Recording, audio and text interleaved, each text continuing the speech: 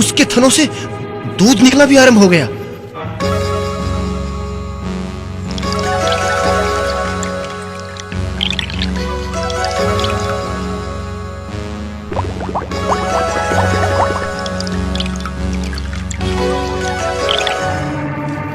हाँ महाराज, ये कैसा चमत्कार है। गाय के थनों से तो अपने आप दूध निकल रहा है। महाराज देखिए, देखिए ना, दूध अपने आप बह रहा है।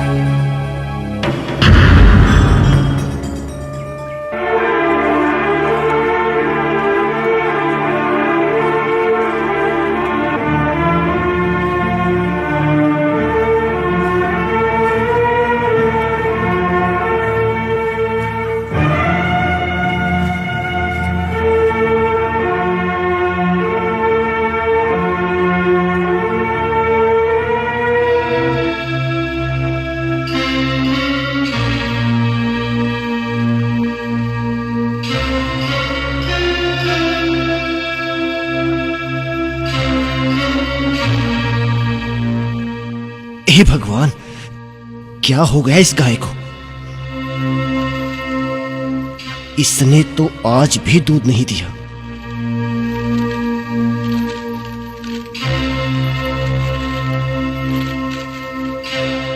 क्या हुआ भैया रामदीन, किस चिंता में पड़े हो? सब कुशल तो है? आओ भैया, क्या कुशल होना है। ये गाय राधा पिछले 3 दिन से एक बूंद भी दूध की नहीं दे रही।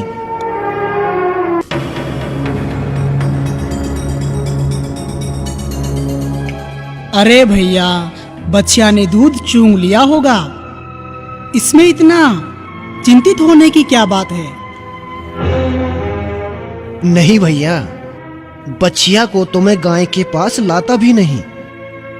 अब तुम ही बताओ भैया, सारा दूध राजमहल में पहुंचता है और ये गाय राधा महाराज की सबसे प्रिय गाय है। वो केवल इसी का दूध पीते हैं। मुखिया जी कह रहे थे कि राधा गाय का दूध महल में ना पहुंचने से महाराज बहुत क्रोधित हो रहे थे। क्या? ये तो बहुत चिंता की बात है भैया। यही नहीं भैया, मुखिया जी तो उल्टा हम पर ही संदेह करते हैं कि हम गाय का दूध निकालकर कहीं बेच देते हैं। अब तुम ही बताओ भैया, हमारी पिछली 7 पुश्तें महाराज के यहाँ गायों की देखभाल करती आ रही हैं। हम क्या महाराज के साथ ऐसी नमक हरामी कर सकते हैं? और अगर हमें दूध बेचना ही होता तो क्या किसी और गाय का नहीं बेच सकते थे? यहाँ तो राजकीय गौशाला में सैकड़ों गायें हैं। हाँ, ये बात भी सही है रामदीन भैया, पर मुखिया जी ये बात थोड़ी समझेंगे। यदि उन्होंने महाराज के सामने तुम्हारी शिकायत कर दी तो बहुत भारी आफत तुम्हारे ऊपर आ सकती है। ये तो सचमुच बहुत चिंता का विषय है भैया। भैया मुनीराम, तुम तो बहुत समझदार हो। मेरे तो डर के मारे भेजे में सब उल्टा सीधा हो रहा है। कुछ समझ नहीं आ रहा।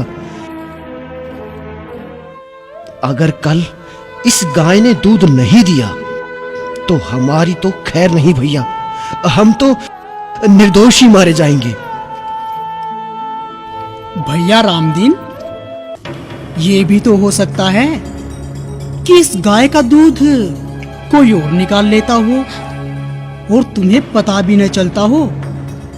अच्छा ये तो बताओ, तुम इन्हें खंडेला नगरी से कहाँ चराने ले जाते हो?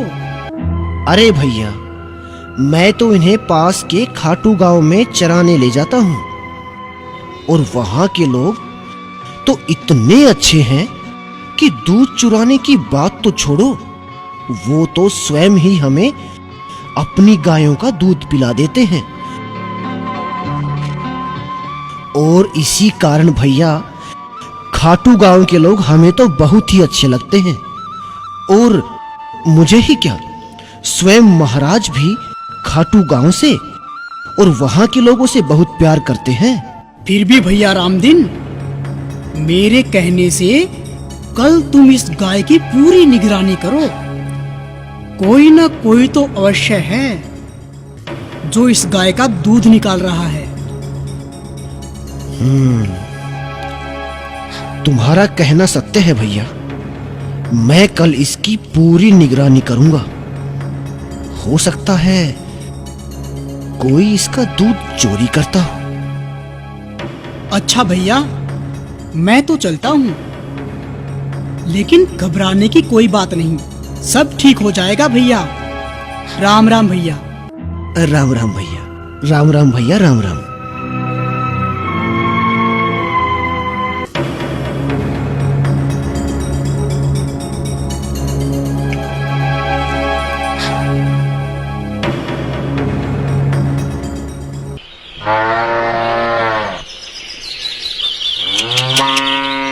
हो हो हो हो चल।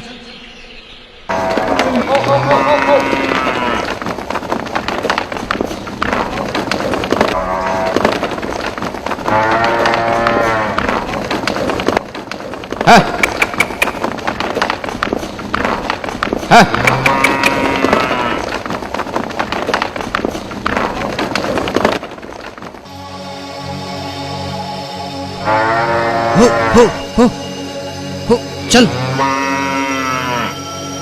अरे चल। हो कहाँ जा रही है ये भी?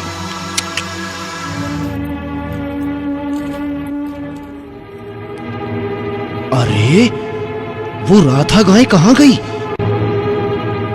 है? ये क्या?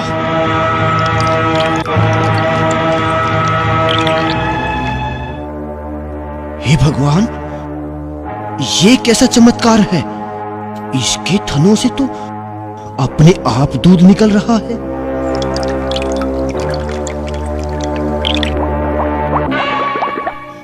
ये कैसा चमत्कार है भगवान? मैंने तो आज तक इस तरह गाय के थनों से दूध निकलते नहीं देखा। मैंने क्या, पूरे गांव में किसी ने नहीं देखा होगा।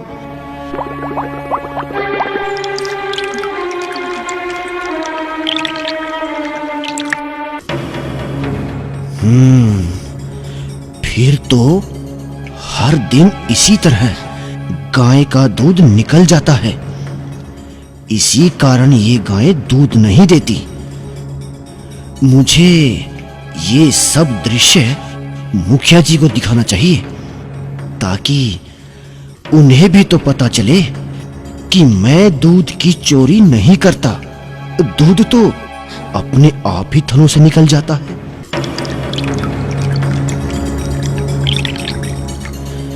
हाँ, मैं अभी मुखिया जी को बुला कर लाता हूँ। हाँ।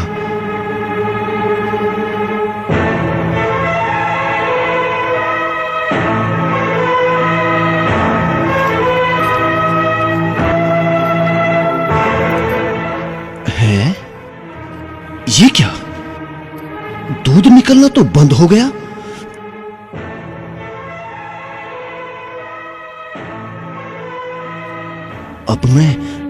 मुखिया जी को क्या दिखाऊंगा? अब तो उन्हें बुलाकर लाने से कोई लाभ नहीं। हाँ,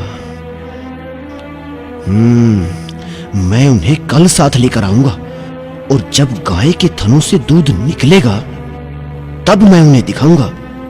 हाँ, ये ठीक रहेगा। अब तो गाय लेकर चलते हैं। खंडेला पहुंचकर मुखिया जी से भी मिलना है। हाँ, कहीं मुखिया जी गांव से बाहर ना चले जाएं। हाँ, यही ठीक रहेगा। हो है।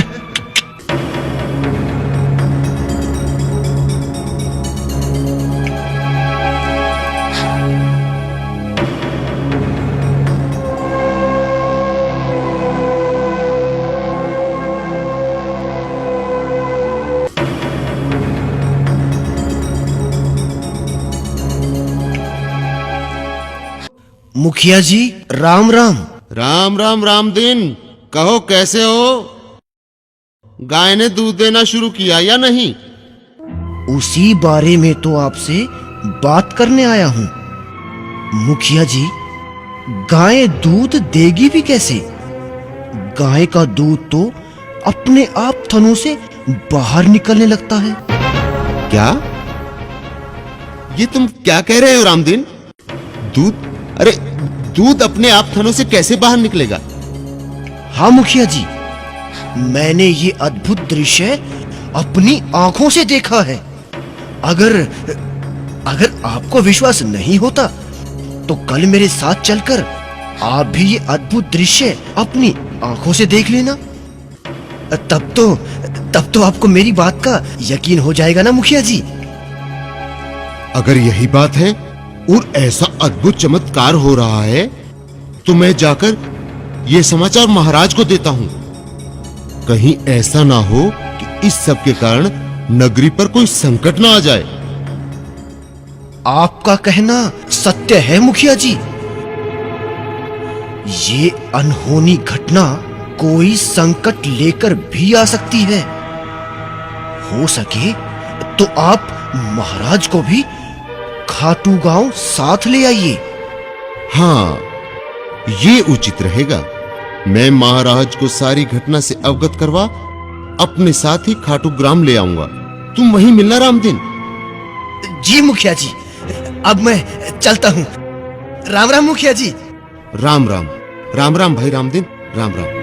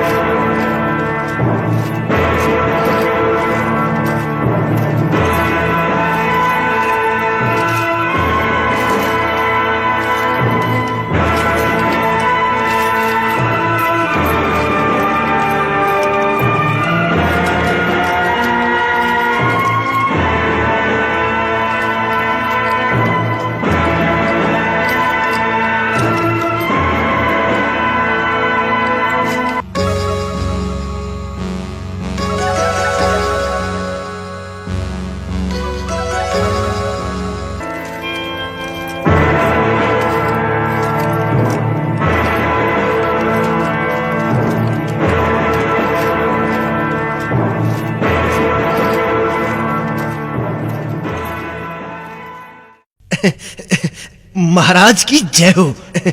जय हो महाराज की। महाराज, यही वो रामदीन ग्वाला है जिन्होंने ये अद्भुत घटना अपनी आंखों से देखी है।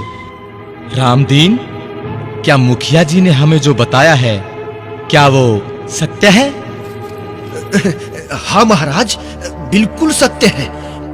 और आप मेरे साथ आइए। आइए महाराज, आइए।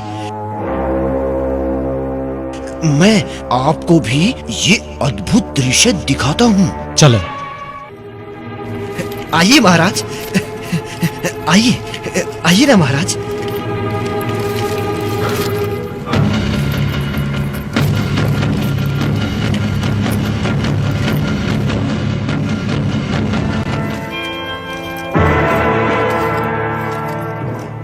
आइए महाराज, आइए आइए ना महाराज। हाँ हाँ, यहाँ हम सब यहीं से छिपकर ये घटना देखेंगे। हाँ, ज्यादा पास जाना उचित नहीं महाराज। तुम्हारा कहना उचित है रामदीन। हम यहीं से सब घटना देखेंगे। वो देखिए महाराज, वो देखिए, वो राधा गाय उस टीले के पास जाकर खड़ी हो गई है।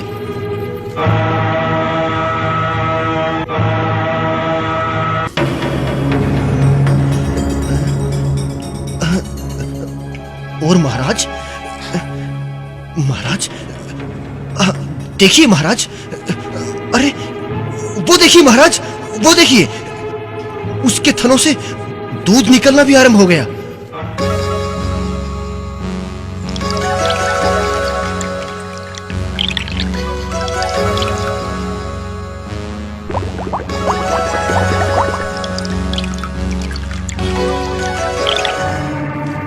हाँ महाराज, ये कैसा चमत्कार है। गाय के थनों से तो अपने आप दूध निकल रहा है। महाराज देखिए, देखिए ना, दूध अपने आप बह रहा है।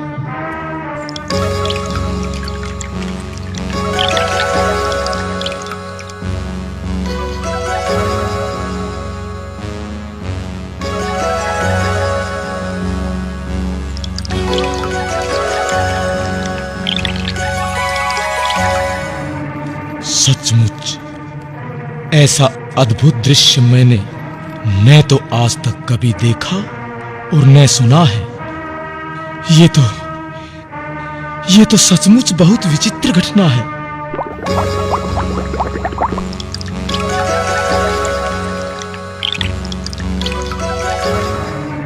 मुझे तो ये कोई अनहोनी का संकेत लग रहा है। लगता है हमारी नगरी पर कोई घोर संकट आने वाला है।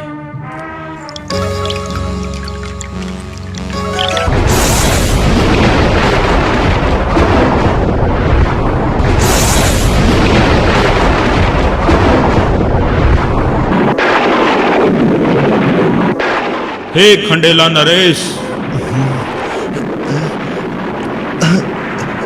तुम्हें चिंतित होने की आवश्यकता नहीं।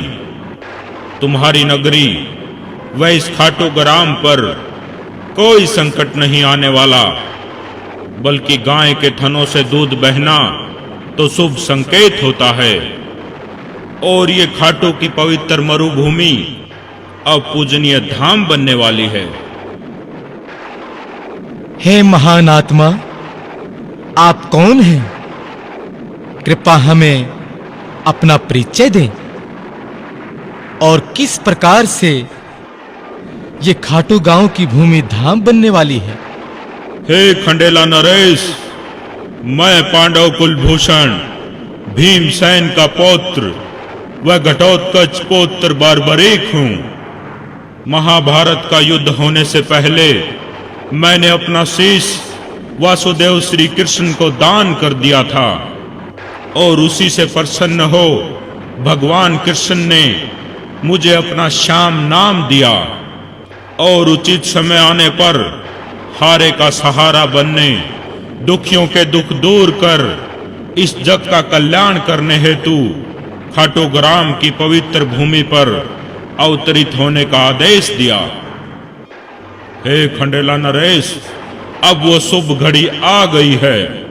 अतः जिस स्थान पर गाय का दूध निकल रहा है, तुम उस स्थान की खुदाई करवाओ। वहां तुम्हें मेरा शालिग्राम शिला रूप विग्रह मिलेगा, जिसे तुम विधिवत रूप से स्थापित करवाओ।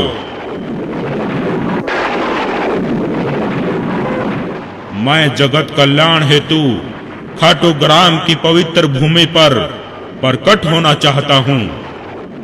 हे राजन, आने वाले समय में यह खाटू धाम बहुत प्रसिद्धि प्राप्त करेगा तथा यहां आने वाले भक्तों के मैं संकट पल भर में दूर कर दूंगा। हे श्यामदेव, ये तो हमारा व इस खाटू ग्राम का सौभाग्य है जो आप यहाँ अवतरित हो, दुखियों के दुख दूर करेंगे। हे भगवान, आपके आगमन से ये खाटू गांव खाटू धाम बन जाएगा। हे शीश के दानी, हे बाबा श्याम, हम आपके आदेशानुसार इस स्थान पर अभी खुदाई प्रारंभ करवा और विद्वान ब्राह्मणों को बुलवा महायज्ञ कर आपका शालिग्राम शिलारूप विग्रह यथास्थान पर प्रतिष्ठित करवाएंगे।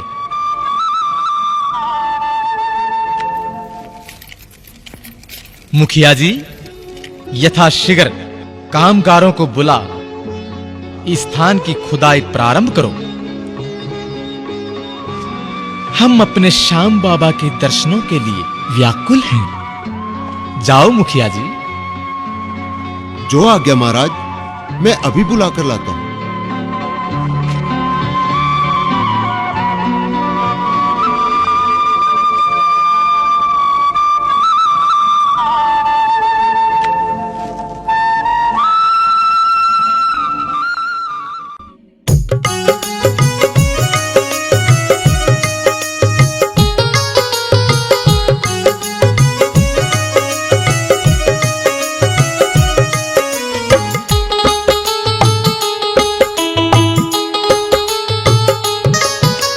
हारे का बन के सहारा करने जगत उजियारा। श्याम जी आ गए हैं, श्याम जी आ गए हैं।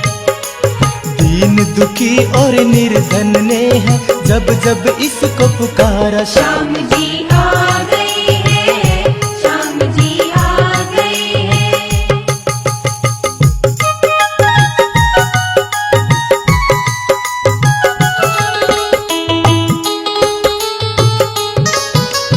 हारे का बन के सहारा करने जगत उजियारा। श्याम जी आ गए हैं, श्याम जी आ गए हैं। दीन दुखी और निर्धन ने है जब जब इसको पुकारा। श्याम जी आ गए हैं, श्याम जी आ गए हैं।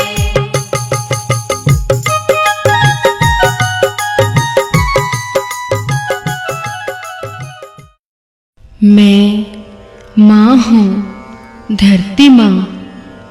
तो इस प्रकार खंडेला के नरेश ने बाबा श्याम का शालिग्राम शिलारूप विग्रह विधिवत रूप से प्रतिष्ठित करवाया तथा वहाँ एक भव्य श्याम मंदिर का निर्माण करवाया जो आज भी खाटू धाम में स्थित है तथा जहाँ पर खुदाई से श्याम जी का शालिग्राम शिलारूप विग्रह प्रकट हुआ, वहाँ श्याम कुंड बना हुआ है जिसके जल में स्नान करने से मनुष्य की सब पाप कट जाते हैं। इसका जल गंगा जल के समान ही पवित्र है। आज खाटू धाम में लाखों करोड़ों की संख्या में संसार के कोने कोने से भक्त बाबा श्याम के दर्शन हेतु वह अपनी मनोकामनाएं लेकर पवित्र खाटू धाम पर आते हैं तथा बाबा श्याम की कृपा से उनके सब मनोरथ सिद्ध हो उनका जीवन खुशियों से भर जाता है। जय श्री श्याम देवाय नमः। हारे के सहारे की जय, तीन वाणधारी की जय, शीश के दानी की जय हो।